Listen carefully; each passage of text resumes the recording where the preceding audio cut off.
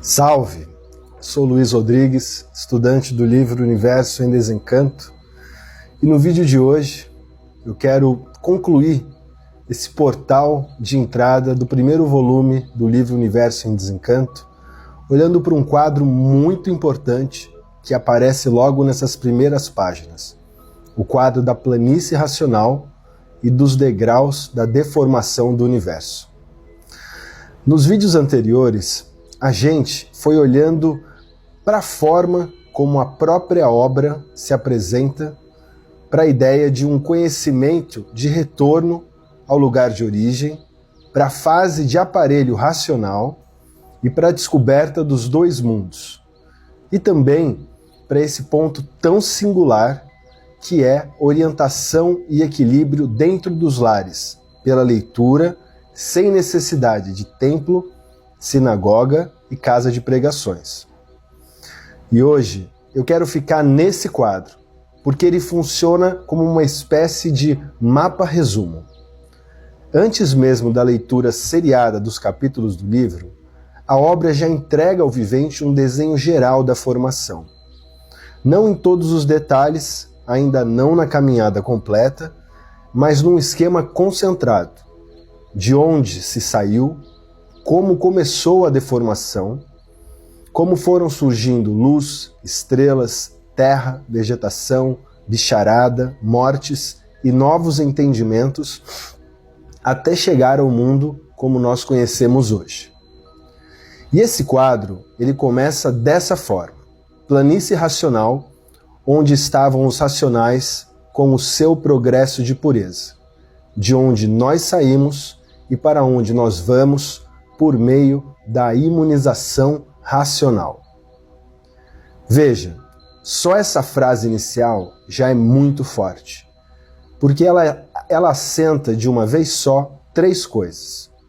Havia uma condição de origem, nós saímos dela, e o destino de retorno à mesma origem, através da imunização racional. Ou seja, a história da existência aqui não é apresentada como uma linha sem raiz, nem como um acaso sem rumo. Ela já aparece como saída e retorno. E logo em seguida, o quadro fala da parte racional, a planície que não estava pronta para entrar em progresso. E é aí que começa a sequência. O primeiro degrau diz: começaram a progredir por conta própria. Veja, esse ponto ele é decisivo, porque a deformação não começa com uma explosão súbita, nem com um castigo teatral vindo de fora. Ela começa com um movimento, um progresso por conta própria, uma iniciativa de uma parte que não estava pronta. E é aí que vai se dar o início do processo inteiro. Já no segundo degrau, o quadro traz uma imagem central de toda a narrativa. Neste progresso, começou o foco de luz formado pelas virtudes que os racionais iam perdendo. Aqui aparece uma das ideias mais fortes do livro, a de que perda não desaparece em nada. Virtudes perdidas vão se reunindo e dão origem a um foco de luz. Depois, a sequência vai mostrando uma longa descida. O terceiro degrau fala no fim da extinção daqueles corpos. O quarto diz: neste degrau durou uma longa eternidade para a formação dos corpos. E isso é importante porque o quadro já vai nos afastando da ideia de instantaneidade. Nada aqui passa depressa. Nada aqui cabe na ansiedade humana por um resumo rápido. A formação é longa. A deformação é longa. Os degraus são muito longos. E a partir daí, o quadro entra numa fase muito impressionante, porque começa a mostrar os corpos em estados ainda muito rudimentar. O quinto degrau diz: já se entendiam por meio de guinchos. O sexto: começaram a soltar a voz, eram gagos. O sétimo já une esse processo à formação da Lua. Gagos mais adiantados começou a formação da Lua. Note bem, trata-se de um quadro duríssimo e ao mesmo tempo muito visual. Sabe por quê? Ele vai colocando lado a lado duas coisas. De um lado, a deformação dos corpos e dos entendimentos. De outro, a própria formação do cenário cósmico. Como se a história dos seres e a história do mundo fossem uma só descida, um só processo, um só encadeamento. No 8º degrau aparece outra frase muito forte. As virtudes começaram a se reunir, as virtudes da planície e da resina. Veio aí a origem das estrelas. E note, esse ponto, para mim, é um dos mais impressionantes do quadro. Sabe por quê? Ele joga a narrativa numa escala imensa. As estrelas deixam de ser apenas enfeite de céu distante e passam a entrar na história da deformação. Na linguagem do livro, a origem das estrelas está ligada a esse processo de reunião de virtudes. Isso se dá no alto, no céu à noite. E note também, depois, a sequência volta a acompanhar os corpos. O 9º degrau fala de gagos mais adiantados, ainda sem entendimento. O 10º já fala de algum entendimento, porém muito vago. O 11º diz, com mais um pouco de entendimento. Isso é muito interessante, porque o quadro vai mostrando que a deformação não é apenas física. Ela é também de compreensão, de voz, de entendimento e, sobretudo, de percepção. No 12º degrau, o quadro traz a resina já bem desenvolvida na sua deformação. E o 13º marca: começou a separação das terras. E aqui nós já começamos a reconhecer algo do mundo real. O que antes era só progressão de perda, foco de luz, guinchos, gaguez e entendimentos vagos, começa agora a adquirir a geografia. As terras se separam e o mundo vai se desenhando cada vez mais. O cenário vai tomando a forma do nosso universo material.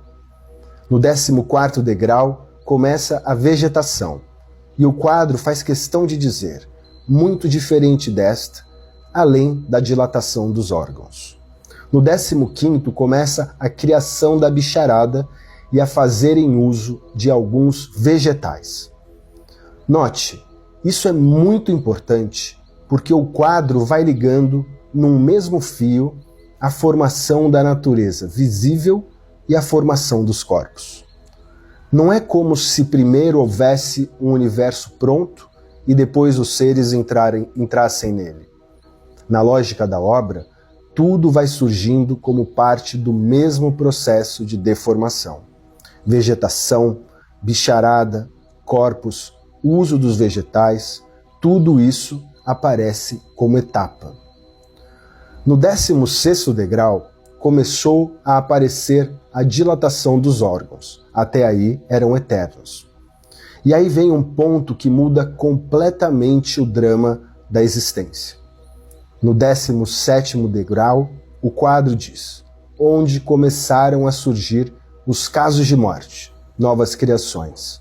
Durou uma longa eternidade, morrendo e nascendo gagos. Esse ponto é tremendo, porque aqui a morte entra na história. Até então, o processo era de deformação, mas sem essa ruptura que hoje nos parece tão natural. A partir daqui, a mortalidade passa a fazer parte do quadro. E o que hoje para nós parece condição óbvia de vida, o livro apresenta como etapa, como acontecimento, como consequência de um certo grau de deformação.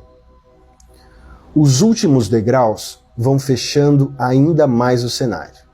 O 18º fala da Lua com suas modificações e das estrelas também. O 19º diz: a vegetação completamente modificada já existia dia e noite. O 20º fala em novas criações, novos entendimentos, já se entendiam regularmente. E por fim, o 21º degrau conclui: neste progresso foi que nasceram os primeiros passos que aí estão. Ou seja, o quadro termina ligando diretamente essa longa sequência ao estado atual do mundo.